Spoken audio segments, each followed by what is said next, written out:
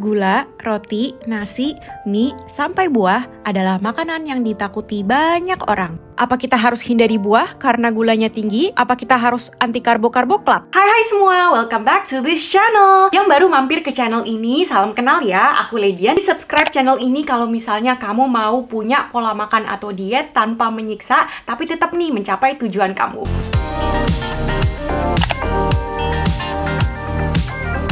Di video kali ini aku akan sharing berapa mitos dan fakta seputar karbohidrat dan gula agar kita nggak bingung lagi nih apakah karbohidrat bikin kita naik berat badannya. Yuk kita mulai ke videonya. Mitos atau fakta kalau semua jenis karbohidrat itu sama? Karbohidrat sering banget nih dapat reputasi buruk karena kita berpikir kalau nasi atau roti bisa bikin berat badan naik nih. Padahal jenis karbohidrat itu banyak loh guys. Jadi ada serat, ada pati, dan ada gula. Ada makanan tertentu yang mengandung beberapa jenis dari karbohidrat ini. Sebelum itu kita ketahuin dulu yuk jenis dari karbohidrat ini. Jadi jenis karbohidrat ini dibagi jadi dua ya guys. Ada karbohidrat sederhana dan ada karbohidrat kompleks. Karbohidrat sederhana ditemukan di makanan seperti roti tawar, biskuit, atau kue-kue. Dan ada juga di jenis gula yang gula merah, madu, dan gula tebu. Jenis karbohidrat ini terdiri dari gula yang mudah dicerna. Karena mudah dicerna, jadinya dengan cepat diserap melalui usus dan dapat menyebabkan lonjakan kadar gula darah. Nah, karena jenis karbohidrat sederhana ini cepat nih diserap oleh tubuh, jadinya kadang kita merasa lapar lagi nih setelah kita makan makanan yang mengandung karbohidrat sederhana. Jenis karbohidrat ini cocok banget kalau misalnya kita lagi membutuhkan gula yang cepat.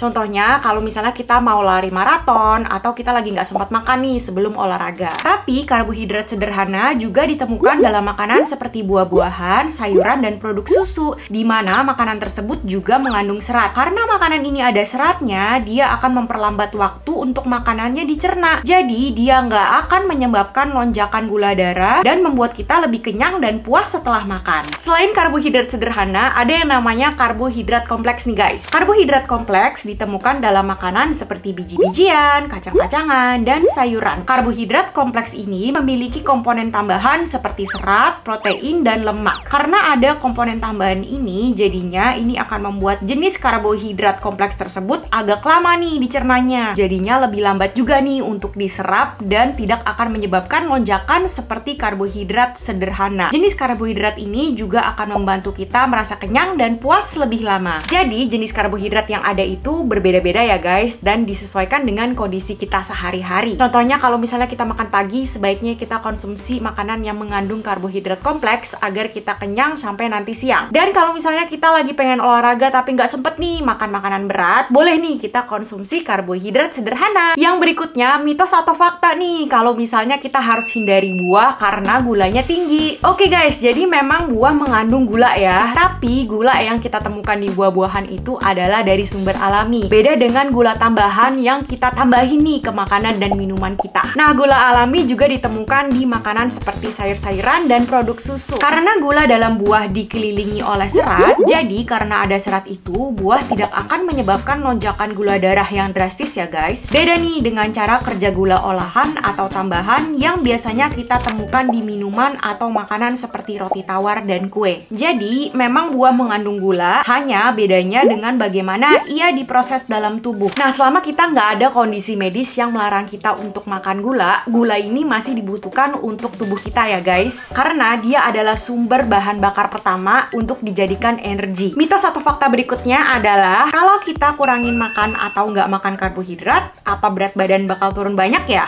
Mungkin kita di sini semua pernah dengar ada orang yang tidak mengkonsumsi karbohidrat sama sekali, akhirnya bisa turun nih cepat dalam waktu 2 minggu. Oke, pertama kita ketahuin dulu yuk apa yang terjadi kalau misalnya kita konsumsi karbohidrat nih. Karbohidrat bersifat mengikat air. Jadi setiap kita makan karbohidrat, rasanya kok berat badannya naik ya? Ini karena ada berat airnya. Jadi kalau misalnya ada yang menjalani jenis diet no karbo atau low karbo, pasti berat badannya akan turun nih dengan cepat karena kan nggak ada air nih yang mengikat. Nah, sekali kita sudah lepas nih dari diet low carbo atau no carbo tersebut dan balik makan makanan karbohidrat, akhirnya kita ngerasa kok berat badan kita jadi cepet naik ya. Nah ini karena ada air yang mengikatnya. Jadi memang ada beberapa kondisi medis tertentu yang memang mengharuskan kita untuk menghindari atau membatasi karbohidrat. Dan selama ini masih dalam penanganan dokter atau ahlinya, nggak apa-apa untuk kita menjalani low carbo atau no carbo diet tersebut. Tapi untuk kita yang tidak ada kondisi medis yang sudah didiagnosa secara klinis, kita nggak perlu menghindari karbohidrat secara total. Karena selain dia adalah sumber utama bahan bakar kita, karbohidrat juga membantu mengontrol gula darah kita nih agar tidak naik turun dengan cepat. Karena kalau misalnya gula darah kita naik turun terlalu cepat, kita akan merasa cepet capek dan ngantuk. Metabolisme kita juga jadi turun. Mitos atau fakta berikutnya adalah apa karbohidrat bisa bikin berat badan naik? Karbohidrat ada di berbagai jenis makanan, bukan cuma ada di roti, pasta, atau mie,